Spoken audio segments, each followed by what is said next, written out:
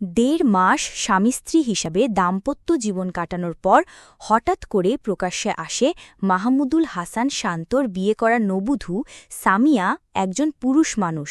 এ নিয়ে এলাকায় ব্যাপক চাঞ্চল্যের সৃষ্টি হয়। শনিবার ২৬ জুলাই সকালে বিষয়টি জানাজানি হলে কথিত সামিয়াকে তার বাড়িতে পাঠিয়ে দেওয়া হয় বলে জানা গেছে। মাহমুদুল হাসান শান্ত রাজবাড়ীর গোয়ালন্দ উপজেলার ছোট ভাকলা ইউনিয়নের ৫ নং ওয়ার্ডের হাউলি কেউটিল গ্রামের মোহাম্মদ বাদল খানের ছেলে।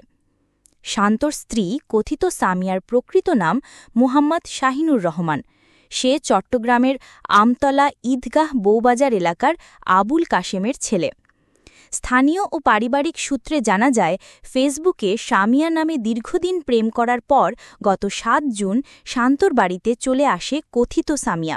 এরপর পরিবারের সম্মতিতে এলাকাবাসী মৌলভী দিয়ে শান্ত ও সামিয়ার বিয়ে করিয়ে দেন। এরপর থেকে নববধূ হিসাবে শান্তর পরিবারে বসবাস করতে থাকে সামিয়া। তবে নানা কারণে সম্প্রতি শান্ত ও তার পরিবারের অন্যান্য সদস্যদের মধ্যে তাকে নিয়ে সন্দেহ তৈরি হয়।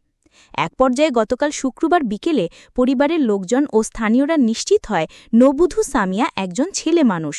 বিষয়টি এলাকায় জানাজানি হলে ব্যাপক চাঞ্চল্য সৃষ্টি হয়। বিষয়টি দ্রুত সামাজিক যোগাযোগ মাধ্যমে ছড়িয়ে পড়ে।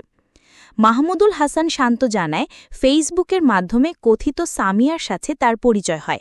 এক পর্যায়ে তাদের মধ্যে প্রেমের সম্পর্ক গড়ে ওঠে।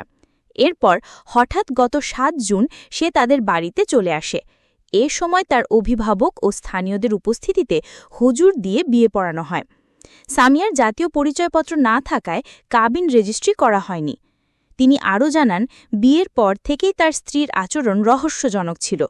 তার কাছে গেলেই সে বলতো, আমি এখন অসুস্থ, ডাক্তার আপাতত কাছে আসতে নিষেধ করেছে।